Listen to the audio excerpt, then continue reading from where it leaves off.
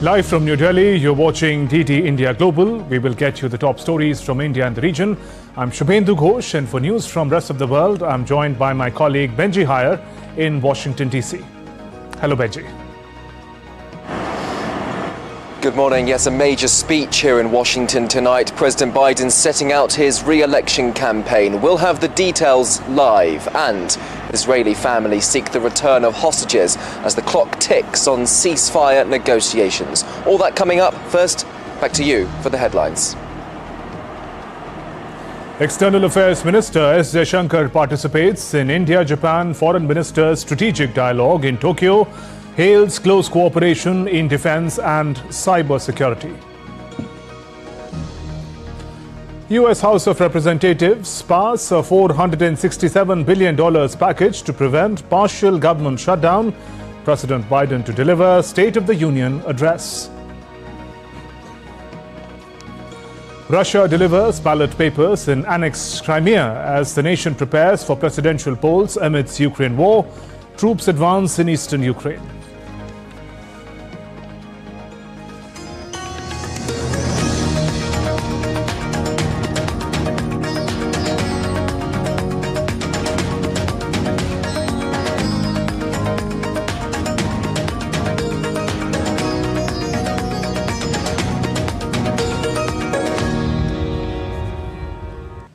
India's External Affairs Minister S. Jaishankar is in Japan, where he delivered the opening remarks at the 16th India-Japan Foreign Ministers' Strategic Dialogue in Tokyo on Thursday. In his address, S. Jaishankar said that India sees Japan as a natural partner in its journey of development and transformation. Later, Dr. Jaishankar delivered a joint press statement along with Japanese Foreign Minister Kamikawa Yoko. He said that he exchanged views with his Japanese counterpart on regional and major global issues. And I thank Foreign Minister Kamikawa for hosting us so graciously this evening. In the first half of our dialogue, which has just concluded, the two of us had wide-ranging and forward-leaning discussions covering the entire gamut of our bilateral relations. I also look forward to exchanging views on major regional and global issues in the remaining part of our dialogue. Further, India's External Affairs Minister said that talks between the two nations provided strategic guidance to realize the vision of India-Japan strategic global partnership. To take stock of various ongoing lines of effort since the dialogue was last held in July in New Delhi. We agreed on the need for new steps, many of which my colleague the minister spoke about, for which to make this relationship prepared for and responsive to emerging geopolitical, geoeconomic, and geotechnological trends, and as well to the growing demands of the people of the two countries to get to know each other better. Our talks provided strategic guidance to our teams to realize the vision of the India-Japan Special Strategic Global Partnership, and that the expectations that our leaders have of this partnership. Dr. Jaishankar also said cooperation in defense and cyber security is going on between the two countries. Just as we are meeting here in Tokyo, the Indian Army is conducting joint exercises with the Japanese Self-Defense Force in the Rajasthan state of India. The three branches of our military and Coast Guard are productively engaged with the Japanese counterparts with greater ease through the newly operationalized reciprocal partnership arrangement. There have been exchanges about cooperation possibilities in areas of jointness and new domains like cyber and space. Moving on, India's Prime Minister Narendra Modi addressed the Reelected Bharat Reelected Jammu and Kashmir program in the northern city of Srinagar, Jammu and Kashmir today.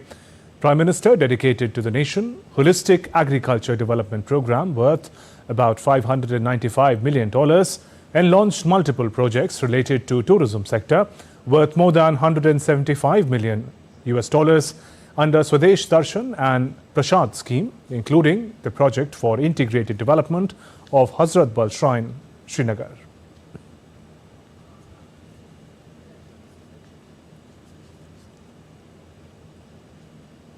Jammu Kashmir आज तेज रफ्तार से विकास के मार्ग पर आगे बढ़ रहा है। यहाँ के लोगों को एक नहीं बल्कि दो एम्स की सुविधा मिलने जा रही है। एम्स जम्मू का उद्घाटन हो चुका है और एम्स कश्मीर पर तेजी से काम चल रहा है। 7 नए मेडिकल कॉलेज, 2 बड़े कैंसर अस्पताल स्थापित किए गए हैं। आईआईटी और आईआईएम जैसे आधुनिक शिक्षा संस्थान भी बने हैं। जम्मू कश्मीर में 2 वंदे भारत ट्रेनें भी चल रही है। श्रीनगर से संगलदान और संगलदान से बारामूला के लिए ट्रेन सेवा शुरू हो चुकी है। कनेक्टिविटी के विस्तार से जम्मू कश्मीर में आर्थिक गतिविधियां तेज हुई है।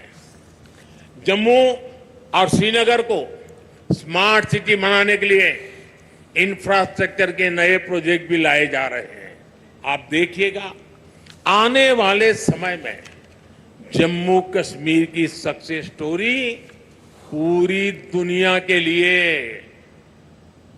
एक बहुत बड़ा आकर्षण का केंद्र बनेगा। Prime Minister Modi also distributed appointment letters and interacted with beneficiaries of various schemes from Shopian, Jammu, Kupwara, Srinagar, Gandarbal, Bandipora, Kathua and Kishtwar. On to some international stories now. US House of Representatives has cleared a multi-billion-dollar package, a step to prevent a partial government shutdown. My colleague Benji Hire is in Washington, D.C., gives us more on this and other stories making headlines around the world. Benji, what's the latest? Yes, here in Washington, the Republican Party-controlled House of Representatives successfully passing that $467 billion spending package. That marks an important step to prevent a partial government shutdown. The House, the lower chamber of Congress, voting 339 to 85 for the comprehensive bill, 83 Republicans still voting in opposition. The bill covers funding for roughly 30% of the federal government, including departments such as agriculture, justice, transportation, housing, among others. It now goes on to the Senate, the upper chamber, for passage before midnight on Friday. That's when temporary funding would expire for several Washington agencies. This evening on Capitol Hill, US President Joe Biden will deliver the 3rd State of the Union address of his presidency, setting the tone for his re-election bid. White House officials say Mr. Biden will preview the steps that will be part of a proposed fiscal 2025 budget released next week that aims to cut taxes for low-income Americans. The president's also likely to address key issues for support for Ukraine, for example, and Israel, and challenges such as the US-Mexico border, immigration into the United States at an all-time high. DD India's Nick Harper joins us live from Washington, D.C. Nick, thanks for joining us. This State of the Union speech comes in an election year, of course. How significant is that for President Biden? Yeah, Benji, you're right. Very important for the president. Remember, this speech goes out during prime time, so it is a pitch to potential voters, an opportunity for him to pass on his message straight into people's living rooms as they're sitting there this evening watching him. And therefore, what will be important here is both messaging and optics. It's a chance for him to convince voters out there that he's done a good job over the last 3 and a bit years, that he has achieved a whole range of issues. But he'll also pitch what he plans to do over the next 4 years if he is re-elected. That's the messaging. Then it comes to the optics, because there are plenty of people out there who are very worried about Joe Biden's age. At the age of 81, 3/4 of Americans say that he is too old to serve a second term. We're told that we will see a very energised president this evening. That comes from the White House Chief of Staff. At 9 p.m. tonight, President Biden will still have to show that he has the ability to deliver a forceful speech despite the challenges of his age. And we're likely to see him drawing a sharp comparison with his potential rival in November, Republican Donald Trump. He'll have to be careful that this doesn't become a campaign speech, but he will want to show the differences of what a potential second term for President Biden would look like compared to a second term for President Trump. Nick, President Biden said last week that it's not about how old he is, but how old his ideas are. How are his policy plans going to be set out in this speech? What might we hear from the president? The State of the Union speech is always referred to as a laundry list of ideas. We will hear plenty of different topics and many of the policy plans that Joe Biden feels that he has accomplished over the last 3 or so years, but also that he hopes to accomplish if he were to get a second term.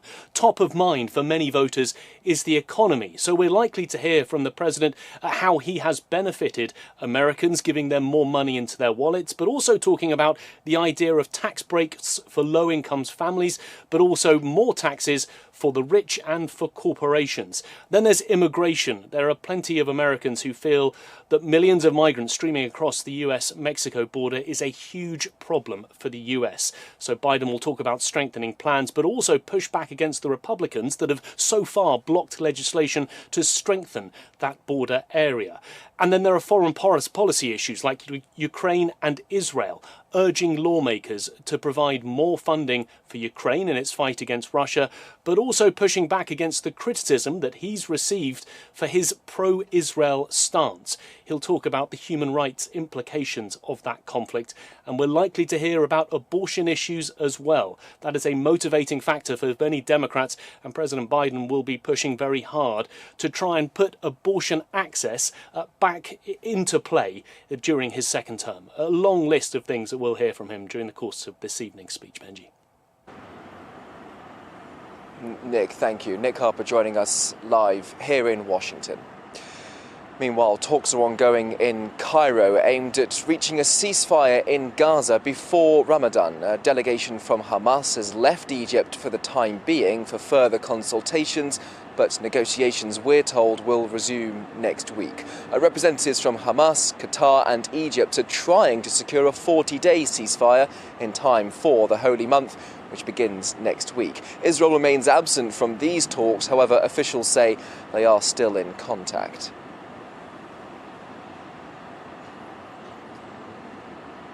This as relatives of hostages still held in Gaza had a press conference in London on Thursday commemorating the 5-month anniversary since the 7th of October attacks.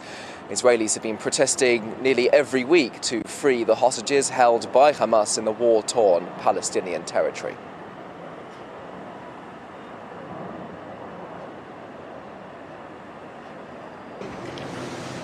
In the end, we all need to push them to do the humanitarian thing and to agree to the humanitarian deal that is on the table. This is what can save our family member. This is what saves my sister. And we are waiting for Carmel, we are waiting for Tal, we are waiting for everyone. We're not dealing with politics. We're not a part of the negotiation. We are the victims. And as the victims, what we want is that this issue will end, as I said before.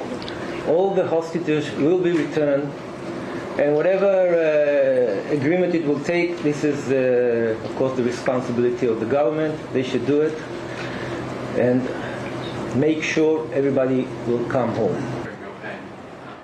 Ballot papers are being delivered to Sevastopol in annexed Crimea ahead of Russia's presidential election later this month. This is the second time that Crimean voters are taking part in a Russian presidential election after Moscow annexed Crimea and Sevastopol back in February 2014. DD India's Dasha Chernyshovka reports from Moscow. Ukraine does not recognize Crimea as part of Russia. Nevertheless, almost 10 years, Russia has been calling this territory as its own, and the election in which the people will be voting for the Russian president between the 15th of March and the 17th of March are due to be held there as well. We understand that the special ballot boxes have already arrived to the peninsula. These are the electronic ballot boxes that will provide for the quick count of the votes, and obviously the Russian authorities are taking all the measures that are required to provide for the security. We have seen indeed several attempts by the Ukrainian armed forces to attack this peninsula, including from the sea and with the naval drones that have been designed by Ukraine, according to the Russian Ministry of Defense. But nevertheless, all of the security measures are in place, and that's why it is said to be safe enough for the residents to go to the ballot boxes and to cast their votes even on the election day. We also understand that the election will be held for 3 days, and there will be also the system of electronic voting. This is something that has become the reality and the new normal after the COVID-19 time. So indeed, the election is slated to be held in this region as well as in other regions that Russia now calls as its own, the so-called new territories. Dasha Chernyshova there. Meanwhile, Russian troops are continuing to move forward in eastern Ukraine for a third consecutive week. After capturing the strategic city of Avdiivka in February, Russian troops have advanced to the outskirts of Orlivka. A top Ukrainian commander says its military aims are to stabilize the battlefield situation and form units for a counter-offensive later this year. Наша задача стабілізувати лінію фронту.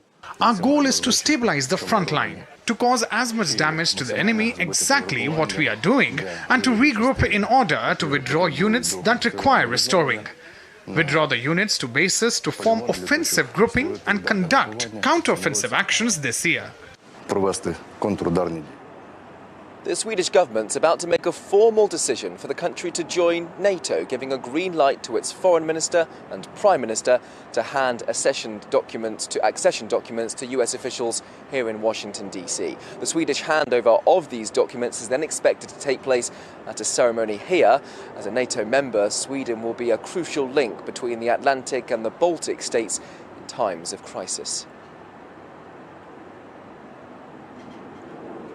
Ursula von der Leyen, the current European Commission President, has been elected for a second term to lead the EU's executive branch, running unopposed in the EPP ballot. Von der Leyen highlighted challenges such as the Russia-Ukraine conflict, the Israel-Gaza war and the rise of China as key concerns for the 27-member bloc. This vote precedes a European-wide parliamentary election in June, which will determine new top officials, including the head of the Brussels-based European Commission for the next 5 years.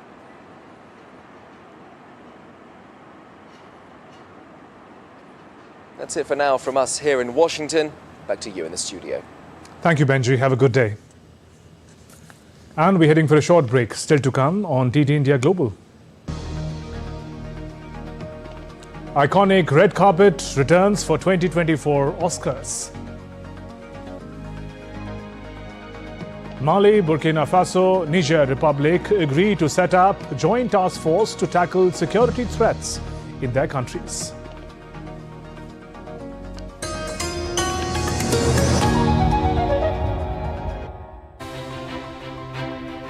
Proudly presenting women trailblazers of India. Out-of-the-world achievements with many firsts to their credit, scripting history, breaking barriers and challenging stereotypes. Nothing in the world can limit women's ambitions and aspirations. Celebrating and saluting their laurels on International Women's Day. Extraordinary women and their extraordinary stories. Watch special broadcast, She Breaking the Glass Ceiling, only on DD India.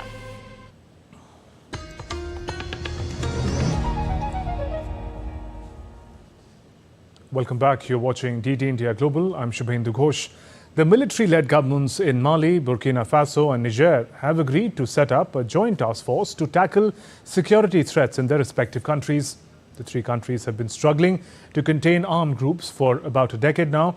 which has led to loss of thousands of lives and many in need of humanitarian assistance.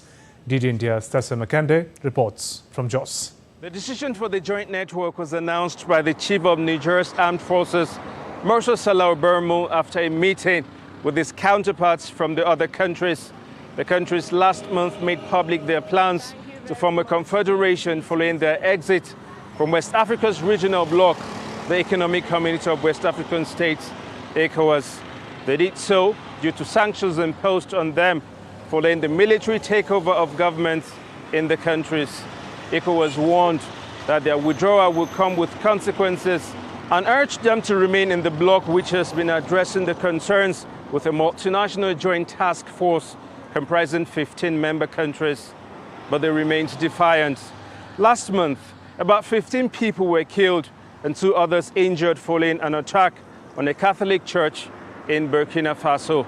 Later in the month, about 170 people were killed in an attack on 3 villages in the country. The 3 countries say the new task force will be operational soon to address the challenges, but did not give details on what its size would be. Tassim Akende in Jos, reporting for DD India. Let's take a look at other stories making news around the world. A fire broke out at a military academy in Russian city of Kazan on Thursday. The academy prepares future Russian tank commanders and crew. Fire crews were on site to put out the fire. Initial information indicates that the fire had started due to faulty electrical wiring. No casualty has been reported.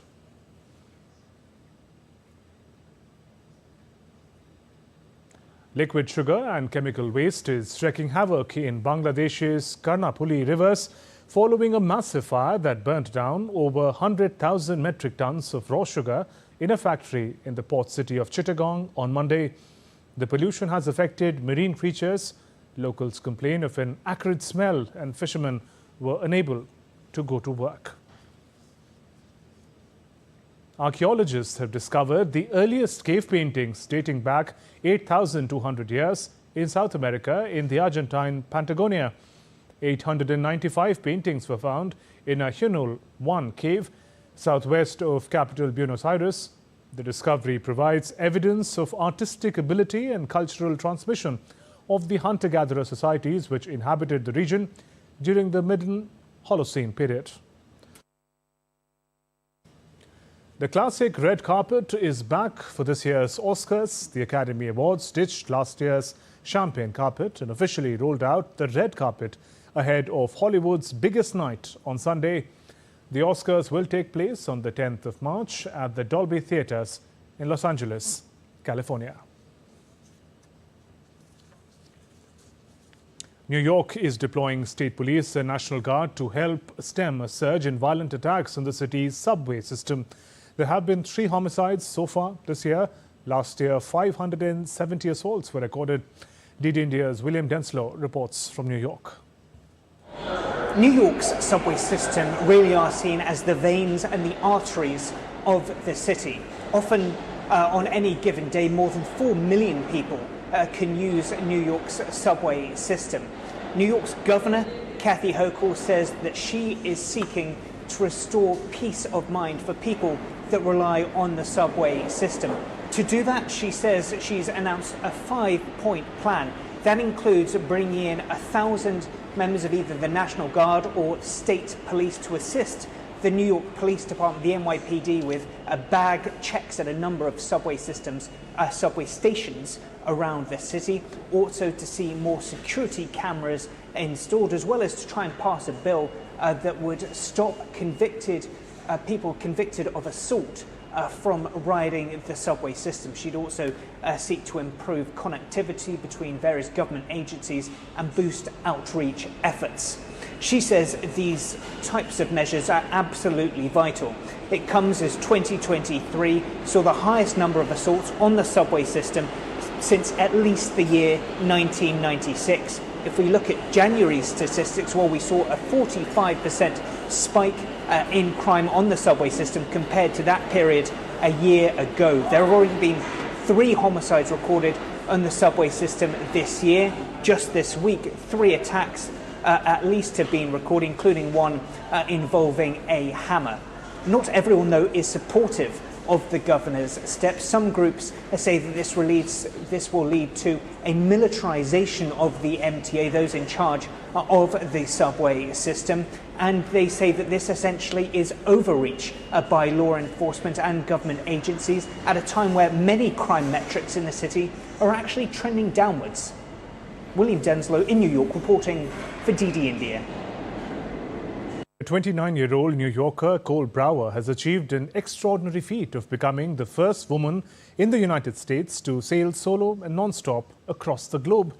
Kickstarting her global solo challenge from northwest Spain on 29 October last year, Brower participated alongside 19 sailors, with only 7 continuing the sail after some withdrawals. Brower, the youngest contestant to participate in the challenge, sailed into the Southern Ocean and off the west coast of Africa.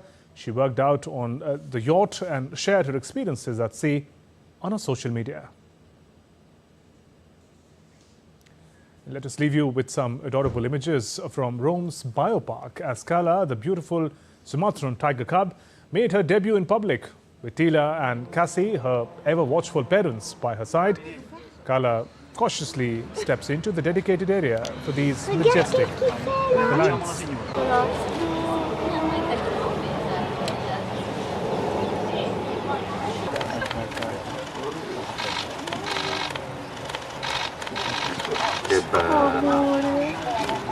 Sono spettacoli.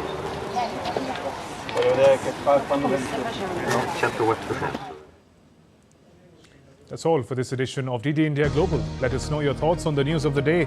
You can connect with us on Facebook, X and Instagram. You can also find us online at ddindia.co.in. We'll be back with more news as it breaks here on DD India. I'm Shubhendu Ghosh from all of us here in Delhi. Thanks for watching DD India Global. Namaskar.